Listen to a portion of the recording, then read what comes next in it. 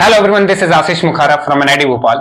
Video को start करने से पहले मैं आपसे एक प्रॉमिस करता हूं कि यदि आप इस वीडियो को देख रहे हैं और जो जो मैं बता रहा हूं उसको आप इंप्लीमेंट करते हैं और केवल 30 दिन की बात है, 30 डेज पर डे 15 से 16 घंटे आप पढ़ाई करते हैं तो आपका अप्रैल अटेम्प्ट में 97-98 परसेंटाइल बन जाएगा। और 97-98 परसेंटाइल पे सारे एनआईटीज, कोई भी चाहे टॉप के एनआईटीज ही क्यों ना हो, उसके गेट आपके लिए खुल जाएंगे। और यदि आप एससी और एसटी कैटेगरी के हैं तो आपको सीएस भी मिल जाएगी। लेकिन आपको भी मुझसे एक प्रॉमिस करना है कि इस वीडियो को आप चाहे 1.5 इंटू पे देखो, चाहे 2 इंटू पे देखो, लेकिन आपको स्टार्टिंग से लास्ट तक देखना है। फिर अपना जो कंक्लूजन है वो बनाना है कि हाँ, ये प्रैक्टिकल है, ये बिल्कुल फॉलो किया जा सकता है और 97-98 परसेंटाइल जो है वो बनाए जा सकते हैं। तो स्टार्टिंग से लास्ट तक देखने के बाद अपना कंक्लूजन जो है वो तुम बनाना। चलो वीडियो को स्टार्ट करते हैं।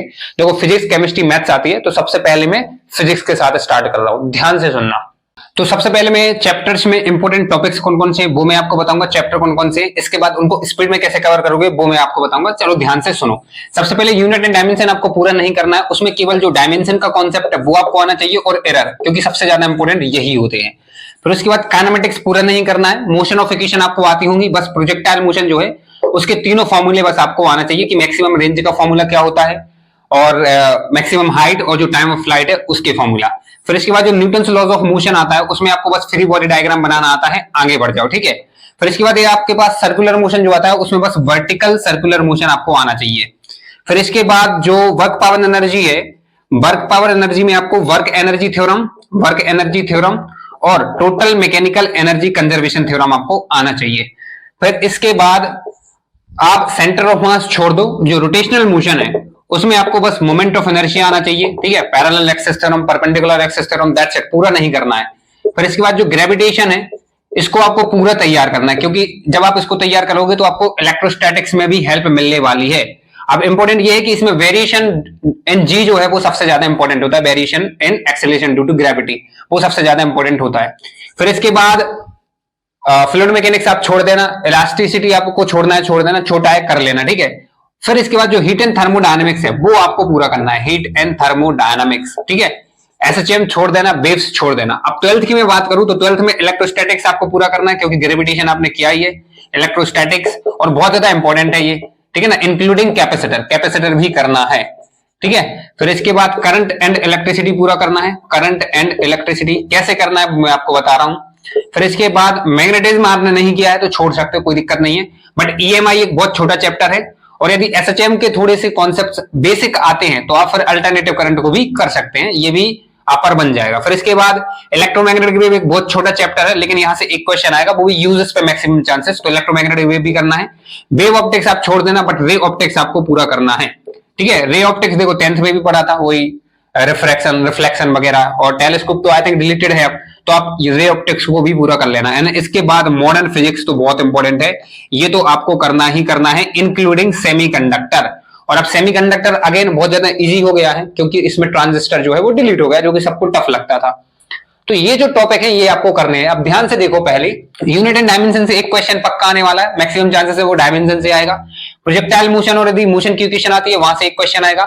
एफबीडी और ये जो वगैरह है ये आपने बस बेसिक्स के लिए कर लिए कि यदि यहाँ पे कोई मिससेलेनियस क्वेश्चन है तो वो अपर बन जाए। बाकी हाँ, मोमेंट ऑफ इनर्शिया और इन सबसे एक क्वेश्चन भी यदि आप मान के चलो तो ठीक है, कोई दिक्कत नहीं है। ग्रेविटेशन से एक क्वेश्चन पक्का है। हीट एंड थर्मोडायनामिक्स पूरा, हीट टेम्परेचर से लेके हीट ट्रांसफर और केटीजी पूरा आपको करना है, 3 से 4 क्वेश्चन आपके आएंगे। इलेक्ट्रोस्टैटिक्स एंड कैपेसिटर 2 से 3 question, current and electricity 2 question, EMI alternative current दोनों से 2 या 3 क्वेश्चन आपके आएंगे। ईएमडब्ल्यू जो है वो 1 क्वेश्चन, रे ऑप्टिक्स 2 क्वेश्चन और मॉडर्न फिजिक्स इंक्लूडिंग सेमीकंडक्टर 4 से 5 क्वेश्चन आपके आने वाले हैं। तो ये फिजिक्स के वो चैप्टर्स हैं जो आपको करने हैं। अब इंपॉर्टेंट ये है कि भैया ये चैप्टर्स मेरे पूरे ही कंप्लीट नहीं है, तो मैं इनको स्पीड में कवर कैसे करूं जिससे मेंस के क्वेश्चंस मुझसे बन जाए इजी और मॉडरेट लेवल के, टफ तो अपन को करना ही नहीं है। तो अब मैं उसकी बात करूंगा। अब ध्यान से सुनो, देखो आपने ऑलरेडी फर्स्ट अटेम्प्ट दिया और आपको पता है फिजिक्स जो है वो पूरा फॉर्मूला बेस्ड आ रही है। तो इन चैप्टर के जब आप वन शॉट देख रहे होगे, वन शॉट की जो लिंक है वो डिस्क्रिप्शन में दी है, बेस्ट वन शॉट, जब आप इनके वन शॉट देख रहे होगे तो उसमें आपको केवल फॉर्मूला पे फोकस करना है और जो एंड रिजल्ट है उस पे। जैसे इलेक्ट्रिक फील्ड यदि निकाल रहे हो स्फीयर की या फिर रिंग की, तो उसका ना डेरिवेशन देखना है, ना तुम्हें ना कुछ देखना है, बस उसका जो फॉर्मूला है बस तुम्हें वो देखना है। और इंपॉर्टेंट है कि जो फॉर्मूला है उसको यदि आप रटते हो तो क्वेश्चन आपका नहीं बनेगा। फॉर्मूला जो है उसकी सारी टर्म्स क्लियर होना चाहिए। फॉर एग्जाम्पल, जैसे यदि आप रिंग से इलेक्ट्रिक फील्ड निकाल रहे हो at a distance of x having the radius r और चार्ज क्यू जो है उस पर डिस्ट्रीब्यूटेड है, तो इसकी जो इलेक्ट्रिक फील्ड होती है वो आपको पता है के q x divided by r square plus x square raise to the power 3/2 होती है।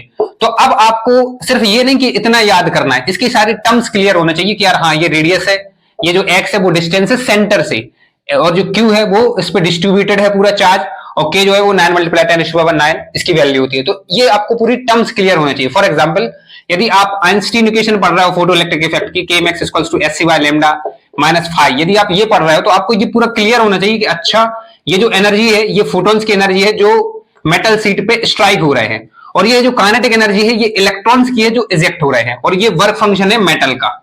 तो इस तरीके से आपको टर्म्स वर्क क्लियर होना चाहिए, जो ज्यादा टफ काम नहीं है कि सारी टर्म्स को क्लियर करना। जैसे आप force = k q1 q2 divided by r square पढ़ते हो तो आपको ये आना चाहिए कि अच्छा ये जो फोर्स है ये दो चार्जेस के बीच का निकल रहा है जिनकी सेपरेशन जो है वो r है। मतलब आपको फॉर्मूला की टर्म्स क्लियर होना चाहिए, दैट्स इट। तो जब भी वन शॉट में कोई फॉर्मूला आए उसकी बस टर्म्स पे आप फोकस करो कि कौन सी टर्म्स है, डायग्राम बना लो और उनको लोकेट करके देखो। एक एक क्वेश्चन बना के आओगे, यदि वो थोड़ा बहुत क्वेश्चन को घुमाते भी है तब भी आप पर बन जाएगा, क्योंकि आपको कहीं ना कहीं उनकी टर्म्स पता है। जैसे पैरेलल प्लेट कैपेसिटर है, ठीक है, तो कैपेसिटेंस का जो फॉर्मूला होता है वो होता है ε0 a divided by d।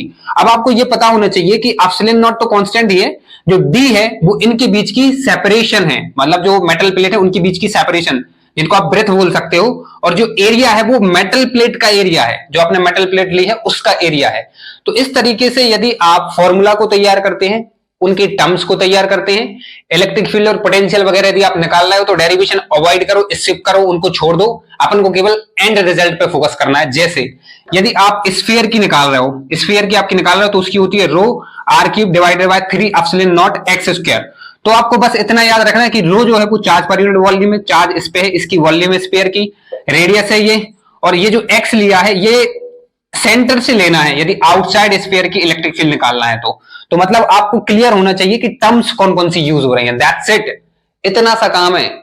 One shot already link description में है, आपको फॉर्मूला जो है वो तैयार करना है। टीचर और कुछ भी कराए, अपन को केवल फॉर्मूला पे और फॉर्मूला की जितनी भी टर्म्स है उन पर फोकस करना है। अपना जेईई मेंस का इजी टू मॉडरेट लेवल का जो क्वेश्चन है वो आराम से बन जाएगा, ठीक है। तो इतना कर लेना। अब केमिस्ट्री की बात करते हैं। इसके बाद यदि मैं केमिस्ट्री की बात करूं तो देखो 3 सेक्शन होते हैं, ऑर्गेनिक, इनऑर्गेनिक, फिजिकल। तो सबसे पहले मैं ऑर्गेनिक की मैं बात करता हूं, क्योंकि बच्चों को यही जो सेक्शन है वो सबसे ज्यादा टफ लगता है। देखो अब नोमेनक्लेचर, ऑप्टिकल आइसोमेरिज्म वगैरह अब उतना ज्यादा समय नहीं देना, फटाफट कर लो।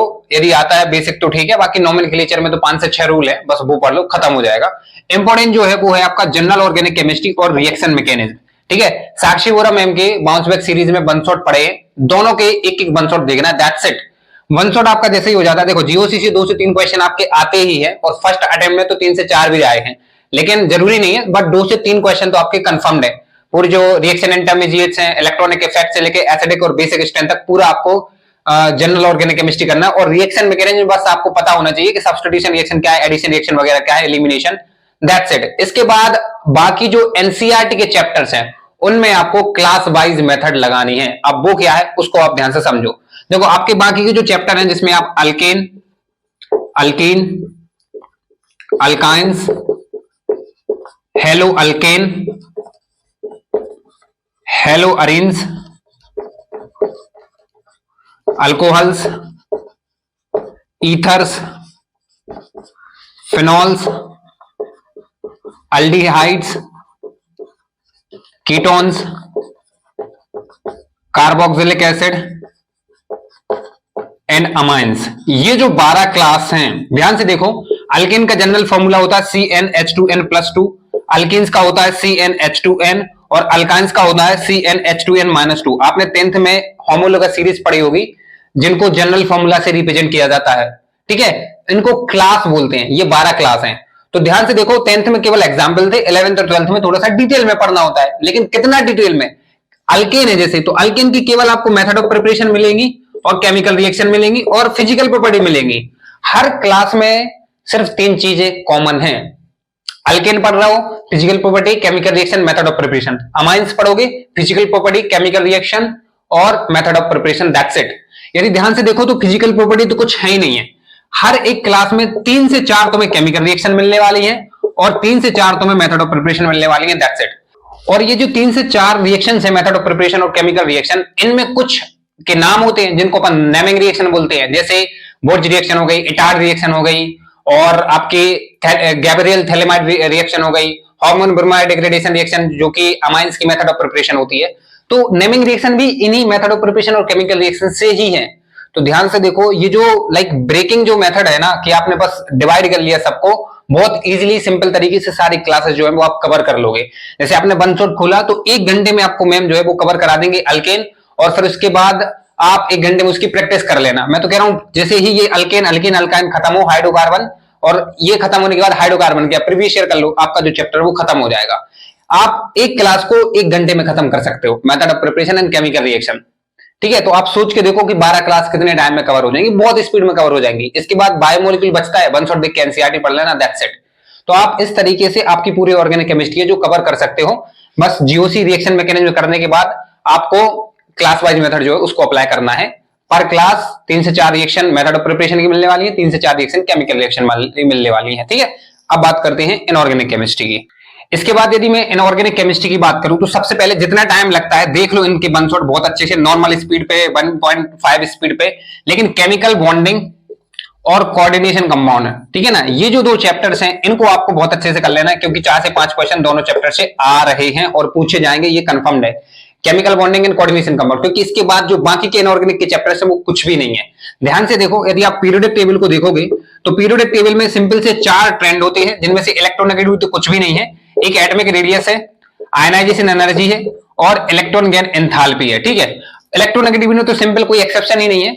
Atomic radius, ionisation energy, electron gain enthalpy, आपको 3 से 4 स्टैंडर्ड एक्सेप्शन मिल जाएंगे। तो जैसे ही टीचर का वन शॉट देख रहे हो, बस इन 3 पे फोकस करके उनकी जो एक्सेप्शन है वो लिख के याद कर लो, खत्म, पीरियोडिक टेबल आपका खत्म हो जाएगा। फिर इसके बाद पी ब्लॉक आपको छोड़ना छोड़ दो, क्योंकि वैसे ही वो डिलीट हो चुका है, थोड़ा बहुत उसमें बस बचा है तो आपको छोड़ना छोड़ दो।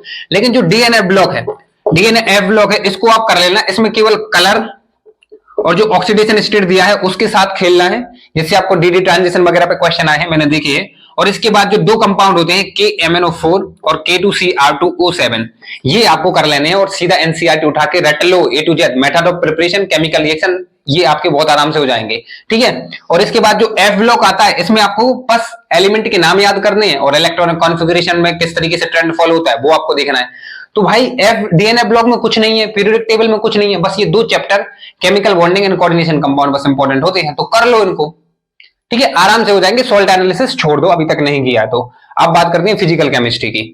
अब यदि आप फिजिकल केमिस्ट्री को ध्यान से देखोगे तो जो सबसे पहला जो चैप्टर है वो मोल कॉन्सेप्ट, और ये सबका अच्छा होता है क्योंकि 11th का ये पहला चैप्टर होता है, और आई थिंक 11th सब जोश में स्टार्ट करते हैं, तो ये बेसिक चैप्टर है और आप सबको आता होगा, तो ये तो ठीक है, डन ही है अपना। ठीक है, इसके बाद जो दूसरा जो चैप्टर है वो है एटॉमिक स्ट्रक्चर। ठीक है, और तीसरा जो चैप्टर है वो है अपने पास थर्मोडायनेमिक्स। अब यहाँ पे अच्छी बात ये है कि मैंने ऑलरेडी बोला है कि फिजिक्स में थर्मोडायनेमिक्स करना है और मॉडर्न फिजिक्स है तो उसमें भी एटम्स है, तो ये दोनों चैप्टर आपके वैसे ही कवर हैं। थर्मोकेमिस्ट्री आप छोड़ दो, थर्मोकेमिस्ट्री नहीं करना, बस थर्मोडायनेमिक्स में थोड़ा सा कन्वेंशन अलग हो जाएगा जो फिजिक्स में पढ़ते हो, बाकी थोड़ा बहुत ये भी कवर है, थोड़ा बहुत ये भी, एटॉमिक स्ट्रक्चर ये भी कवर है, इसमें क्वांटम नंबर्स बहुत अच्छे से कर लेना। तो ये तीनों चैप्टर तो आपके ऑलरेडी बहुत अच्छे से तैयार है। बाकी अब इसके बाद जो इक्विलिब्रियम आता है तो उसमें आयनिक छोड़ दो, बस केमिकल इक्विलिब्रियम करना है तुम्हें। ठीक है, फिर इसके बाद जो रेडॉक्स रिएक्शन आता है, रेडॉक्स रिएक्शन में तुम्हें बस 2 पार्ट होते हैं, एक होता है एन फैक्टर वाला पार्ट, मतलब जो इक्विवेलेंस कॉन्सेप्ट होता है वो, और एक होता है ऑक्सीडेशन स्टेट निकालना और बैलेंसिंग करना, तो ये वाला छोड़ दो। तुम बस रेडॉक्स रिएक्शन में ऑक्सीडेशन स्टेट कैसे फाइंड आउट करते हैं वो, और बैलेंसिंग तुम्हें आना चाहिए, दैट्स इट। इसके बाद जो 12th के चैप्टर्स हैं, सॉल्यूशंस, इलेक्ट्रोकेमिस्ट्री और केमिकल काइनेटिक्स, वन शॉट देख के उनको खत्म कर दो, आपकी जो फिजिकल केमिस्ट्री है वो भी खत्म हो जाएगी। और इंपॉर्टेंट ये है कि फिजिकल केमिस्ट्री मैक्सिमम चांसेस है कि विंटेज या टाइप में आएगी, तो आप ये आराम से इक्विलिब्रियम वगैरह छोड़ सकते हो, कोई इसमें दिक्कत नहीं है। तो फिजिकल केमिस्ट्री को भी आप वन शॉट से देख के केवल फॉर्मूला पे फोकस करना है, वैसे टर्म वाइज, जैसे मैंने फिजिक्स में बताया था किस तरीके से करना है, वैसे ही आपको फिजिकल के भी फॉर्मूला तैयार करना है। जैसे क्वालिटेटिव प्रॉपर्टीज आप पढ़ोगे उसमें, या फिर आप इलेक्ट्रोकेमिस्ट्री में कुछ फॉर्मूला पढ़ोगे तो उसमें बस थर्मोडायनेमिक्स में, तो उसमें आप बस टर्म्स पे फोकस करना है, फॉर्मूला पे, एंड रिजल्ट पे, आप फिजिकल केमिस्ट्री को भी बहुत स्पीड में कवर कर लोगे। अब बात करते हैं मैथमेटिक्स सब्जेक्ट की। देखो मैथ्स जो होती है वो मैक्सिमम कैंडिडेट की वीक होती है, और यदि आपकी भी वीक है तो मैं आपको केवल इंपॉर्टेंट चैप्टर्स बता दे रहा हूं जिससे आप एक अच्छा स्कोर कर सकते हैं, वो आपको कर लेना है। सबसे पहले यदि मैं बात करूं वेक्टर एंड 3D आपको करना है, इसको छोड़ना नहीं है। 3 से 4 क्वेश्चन आते हैं, और अपन ऐसा नहीं कि करके जाएंगे, लेंदी क्वेश्चन आते हैं तो 3 से 4 ही क्वेश्चन बन जाए, लेकिन अपन को 3 से 4 करना भी नहीं है, बस 2 से 3 क्वेश्चन यहां से उठा लेने हैं आपको, ठीक है। तो यहां से 2 से 3 क्वेश्चन बन जाए, दैट्स इट। फिर इसके बाद जो अलजेब्रा के 5 चैप्टर्स आते हैं, ध्यान से सुनो। अलजेब्रा में आपको क्वाड्रेटिक इक्वेशन मिल जाएगा, ठीक है। फिर इसके बाद परम्यूटेशन एंड कॉम्बिनेशन, ठीक है, और binomial theorem, matrices and determinant, ठीक है, और सीक्वेंस एंड सीरीज। ध्यान से सुनो पहले मैं क्या कह रहा हूं। क्वाड्रेटिक इक्वेशन से 1 क्वेश्चन, परम्यूटेशन से 1 question, matrices and determinant 2 question, और सीक्वेंस एंड सीरीज से 2 क्वेश्चन। अब ध्यान से देखो, ये जो आपके 7 से 8 क्वेश्चन पूछे जा रहे हैं, अब मैं ये कह रहा हूं कि देखो प्रोबेबिलिटी और कॉम्प्लेक्स नंबर हटा दो, उनको अपन को नहीं करना है। ये जो 7 से 8 क्वेश्चन अलजेब्रा के 5 चैप्टर से आ रहे हैं, यदि आप निशांत बोरा सर के वन शॉट देखते हो जो कि बाउंस बैक सीरीज पर डले हैं, लिंक जो है वो डिस्क्रिप्शन में मिल जाएगी, तो मैं आपको ये गारंटी के साथ कह रहा हूं कि उन्होंने 2021 के जो प्रीवियस ईयर कराए हैं ना सॉल्व, यदि आप केवल उनको बैठ के सॉल्व करते हो, कोई पीवाई की सॉल्व नहीं करते हो, तो 7 से 8 क्वेश्चन जो पूछे जाने हैं इन चैप्टर से, वहां से आप 3 से 4 क्वेश्चन बना लोगे। आप 3 से 4 क्वेश्चन बना लोगे, तो 3 से 4 आप यहां से उठा लेना, और इसके बाद 2 से 3 आपके वेक्टर एंड 3D से आ रहे हैं, ठीक है। इसके बाद आपको लिमिट्स कर लेना है, ठीक है। लिमिट से 1 क्वेश्चन आएगा, कंटिन्यूटी डिफरेंशिएबिलिटी नहीं, केवल लिमिट, ठीक है। उसमें लॉपिटल सबसे ज्यादा इंपॉर्टेंट है क्योंकि वहीं से ज्यादा चांसेस रहते हैं। अब देखो डिफरेंशिएशन तो सबका स्ट्रांग ही रहता है, तो डिफरेंशिएशन करने के बाद आपको एप्लीकेशन ऑफ डेरिवेटिव करना है, जहां से 2 क्वेश्चन पूछे जाते हैं। इंटीग्रेशन छोड़ दो, नहीं पढ़ा तो इनको काउंट करो तुम। आप मैथ्स में खुद कम से कम 7 से 8 क्वेश्चन बना लोगे, जिसपे 90 परसेंटाइल आपका मैथ्स में बन जाएगा। और जो मैंने फिजिक्स और केमिस्ट्री में बोला है, यदि आप उसको फॉलो करते हो तो वहां से आप 98 प्लस परसेंटाइल उठा लोगे, और ओवरऑल जो परसेंटाइल है वो आपका 97 98 बन जाएगा केवल 1 महीने के अंदर। और इनको फॉलो करके तो देखो यार, केवल 1 महीने का टाइम बचा हुआ है, और आपने 2 साल वैसे ही अच्छे से पढ़ाई नहीं की है, लेकिन यदि 1 महीने के अंदर अंदर ये सारी चीजें यदि तुम करते हो तो डेफिनेटली कर भी सकते हो। 15 से 16 घंटे पढ़ो तो तुम, और यदि 1 महीने में आपका रिजल्ट आ गया तो सोचो आप कितना प्राउड फील करोगे इन द लास्ट। तो इंपॉर्टेंट है, हार मत मानो, लगे रहो। 1 महीने की बात है, अपने आप को बिल्कुल घिस दो पूरा, अभी भी बिल्कुल पॉसिबल है। 97 98 परसेंटाइल बिल्कुल पॉसिबल, आप खुद देख लो, ठीक है। तो इनको आप करो बैठ के, बिल्कुल स्टार्ट करो पढ़ाई, और यदि वीडियो हेल्पफुल लगी हो तो चैनल को सब्सक्राइब जरूर करना।